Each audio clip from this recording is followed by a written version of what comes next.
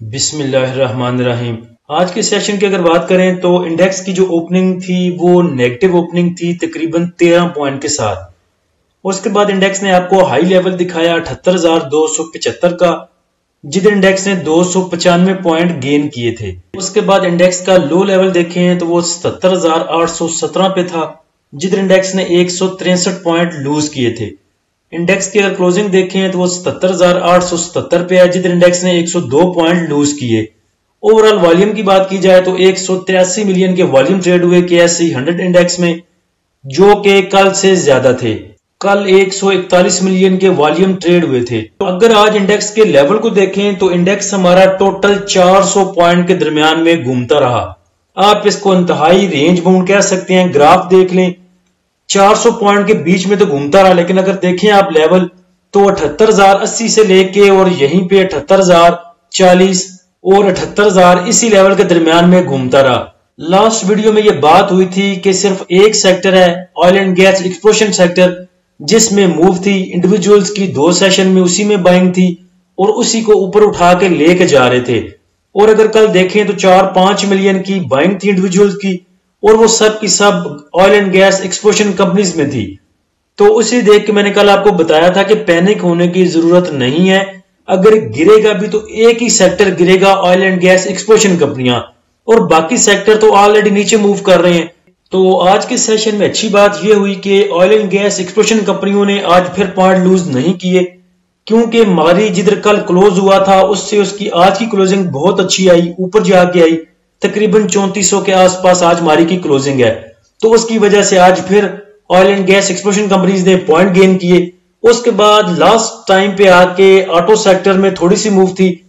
गेल, GHNI, एचकार, साजगार को देखा जाए तो साजगार के पास न्यूज थी, आज उसकी मटेरियल इंफॉर्मेशन आई, लेकिन उसको देख के भी ऐसा साजगार कुछ मूव दे नहीं सका। मेरे ख्याल से बायर इसको 1120 से ऊपर लेते हुए डरता है। आप देखें 1120, 1140, 1153 इस जगह पे बहुत देर से इसकी एक्युमुलेशन हो रही है, यहीं पे बेचारा जलीलो ख्वार हो रहा है। अगर आप इसमें ट्रेडिंग करना चाहते हैं तो मेरे ख्याल से इसका जो बेस्ट लेवल है वो 1069 से लेके और 1100 रुपए तक। साजगार के ये जो 30 रुपए हैं 1069 से लेके 1100 रुपए तक, मेरे ख्याल से ये फियरलेस ट्रेड है, ये कभी भी कहीं भी ली जा सकती है। उसके बाद आज साजगार को लेके कुछ भाइयों के मैसेज आ रहे थे कि इसको सेल कर दें, हमने इसको लिया हुआ है 1140 का, 1150 का। तो देखें, जब आप एक माइंडसेट के साथ काम करते हैं, जब कुछ चीज ले लेते हैं फिर उसको लॉस में क्यों बेचना। जब जाएगा नीचे ठीक है, हम भी बैठे हुए हैं, देखेंगे कहां पे इसको एवरेज करना है, लेकिन पैनिक होके कोई भी चीज सेल नहीं किया करें। साजगार उस टाइम 1070 पे मूव कर रहा था जब उस भाई का मैसेज आया था, तो मैंने उन्हें दिलासा दिया था, मैंने कहा बेच, इसको सेल ना करें, इंशाल्लाह ये जाएगा 1153 तक तो जरूर जाएगा। लेकिन चले 1153 तक तो नहीं गया, लेकिन 1135 तक गया और उसके बाद 1120, 1115 के आगे पीछे मूव करता रहा। टॉप एक्टिव स्टॉक में देखें तो कासम में सबसे ज्यादा आज वॉल्यूम ट्रेड हुए तकरीबन 132 मिलियन के। उसके बाद टॉप एक्टिव स्टॉक में यूसुफ विविंग मिल है, उसके बाद Hascol, WTL, Airlink, Amtex, PIBTL, हक्को, KEL, SPEL। एयरलिंक में तकरीबन 19 मिलियन के वॉल्यूम ट्रेड हुए। मुझे नहीं उम्मीद था कि ये कैप हो, क्योंकि बहुत दफा पीछे भी 2-3 दफा ये कैप के करीब से होके वापस आ जाता है। लेकिन आज इसके पास गुड न्यूज थी, न्यूज लगा दी थी सुबह ग्रुप में, वो जो मोबाइल मेरे ख्याल से हुकूमत देना चाहती है स्टूडेंट्स को, वो न्यूज थी इसके पास। और दूसरे नंबर पे कल ये मेरे ख्याल से अपना स्मार्ट टीवी लॉन्च करने जा रहे हैं, तो 1-2 गुड न्यूज थी एयरलिंक के पास, जिसकी वजह से इसमें मूव भी थी, कैप भी किया और वॉल्यूम भी अच्छे आए। Top point contributor sector wise अगर देखें तो आज फिर ऑयल एंड गैस एक्सप्लोरेशन कंपनियों ने गेन किए हैं 122 पॉइंट, ट्रांसपोर्ट ने 10 point, pharmaceutical 9 point, insurance 7 point, synthetic 5 point. Negative side पर अगर देखें तो पॉइंट लूजर में पावर जनरेशन सबसे आगे हैं और सिर्फ 59 पॉइंट लूज किए।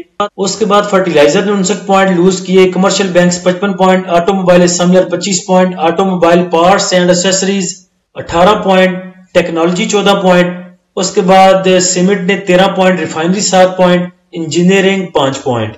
Top point contributor stock wise अगर देखें तो मारी आज फिर पहले नंबर पे है और 114 पॉइंट पॉजिटिव ऐड किए मारी ने। उसके बाद पॉजिटिव साइड पे लक, JVDC, पोल, PIBTL, AICL, OGDC, IBFL, APL, AGP। Negative side पे अगर देखें तो सबसे ज्यादा जो पॉइंट लूजर है वो हपको है, तकरीबन 59 पॉइंट लूज किए। उसके बाद नेगेटिव साइड पे FFC, MTL, थल, Efert, MEBL, DG Khan cement, FFBL, PPL, BAHL। Last video में आपको गेल की कॉल दी थी कि इसके पास एक स्ट्रॉन्ग सपोर्ट है तकरीबन 320-318 पे, तो आप इसको 320 के आगे पीछे बाय कर सकते हैं। आज का अगर इसका लो लेवल देखें तो वो 322 का था और जो हाई लेवल था वो 342 रुपए का था। और लास्ट वीडियो का टाइटल भी यही लगाया था कि ये स्टॉक आपको 30 से 50 रुपए दे सकता है। तो मुझे तो उम्मीद थी ये कैप करेगा, क्योंकि लास्ट टाइम में जाके इसमें वॉल्यूम आना शुरू हुए, 4 मिलियन के वॉल्यूम ट्रेड हुए। लेकिन चूंकि इंडेक्स हमारा रेंज बाउंड था, इंडेक्स ने साथ नहीं दिया। अगर हमारा इंडेक्स 200 पॉइंट भी ग्रीन में रह जाता कुछ देर, आधा घंटा 1 घंटा, तो गेल आपका कैप कर सकता था और एच कार और GHNI भी आपको अच्छा मूव दे सकते थे। लेकिन चूंकि पिछले 2-3 सेशन में सिर्फ इंडेक्स मारी की वजह से मूव कर रहा था, तो मेरे ख्याल से आज के सेशन में इंडेक्स ने अपने आप को थोड़ा सा एडजस्ट करने की कोशिश की है। जो मारी के ऊपर बर्डन था उधर से शिफ्ट होकर बाकी सेक्टर की तरफ जाता हुआ दिखाई दिया, क्योंकि मारी में आज बहुत ज्यादा वॉल्यूम ट्रेड नहीं हुए थे।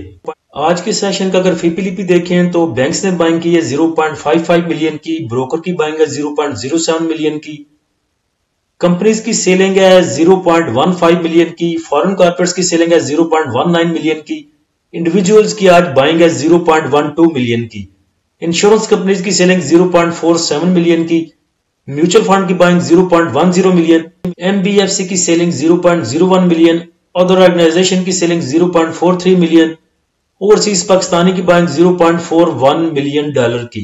और यही बात आज ग्रुप में भी की थी कि आज किसी ना किसी को आगे आना होगा, बैंक्स को, कंपनीज को, फॉरेन कॉर्पोरेट्स को या फिर इंश्योरेंस कंपनीज को बाय करने के लिए।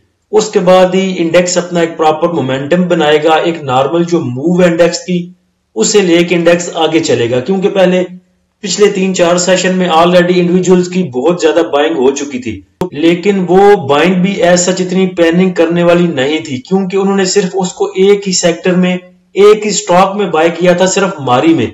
तो ऐसी सिचुएशन में अगर वो पैनिक होकर फेंकते भी हैं तो सिर्फ मारी नीचे जाएगा या एक सेक्टर नीचे जाएगा, बाकी सेक्टर तो अपनी मूव दे सकते हैं।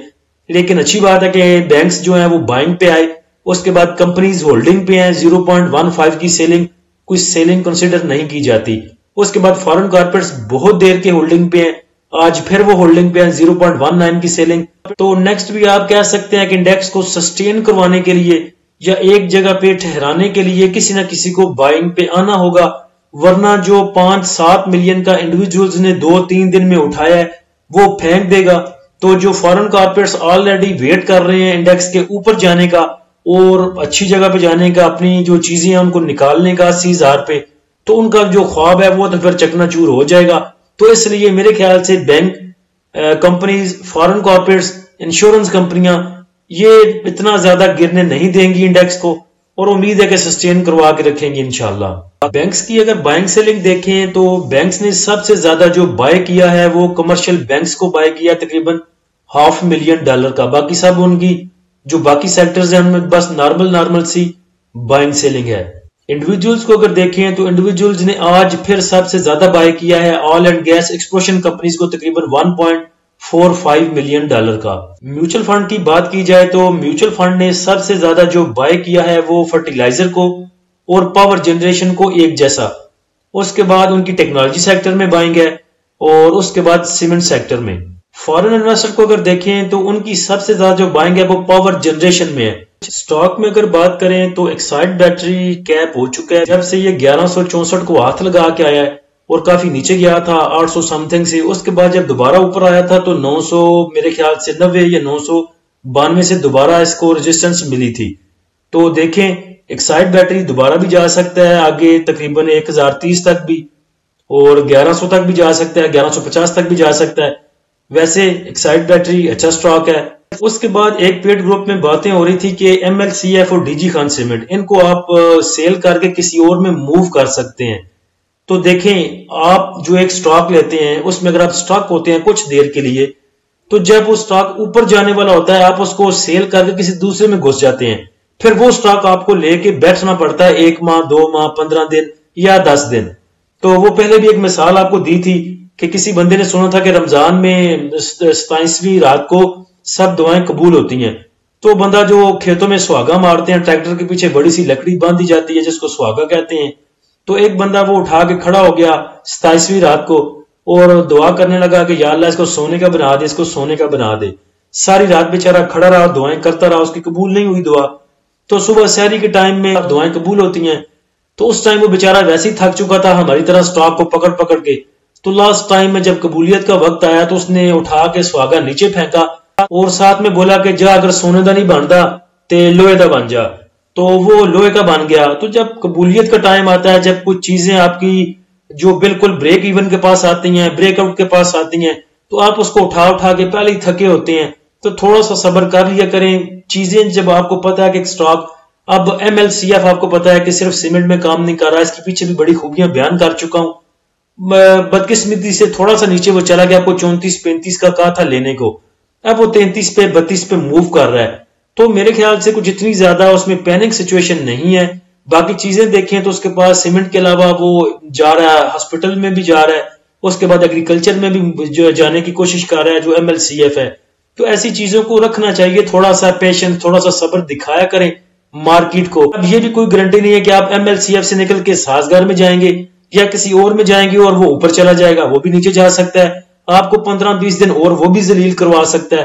तो ऑलरेडी जिसमें जलालत भुगत रहे हैं, मेरे ख्याल से थोड़ी और उसी में भुगतनी चाहिए। वो क्या कहते हैं कि जिथे सत्यानाश होते सवा सत्यानाश, तो सत्यानाश तो हमारा हुआ पड़ा है, बाकी सवा सत्यानाश भी देख लेते हैं। उसके बाद अगर देखें स्टॉक्स में तो इफट आपको अच्छी रेट्स पे मिल रहा है, नीचे गया हुआ है। उसके बाद लक देखें, लक भी आपको नीचे मिल रहा है। और INIL बेहतर स्टॉक है, आज उसकी न्यूज भी लगी हुई थी, उसको भी आपको लेना चाहिए, डिस्काउंट रेट पे आपको मिल रहा है, बहुत नीचे है। और अगर DG खान सीमेंट और MLCF आपके पास पड़ा है तो मेरे ख्याल से उसको रखना चाहिए, इंशाल्लाह आपको अच्छा गेन दे के जाएगा। अल्लाह हम सबका हामी नासिर हो। इजाजत दीजिए, अल्लाह हाफिज।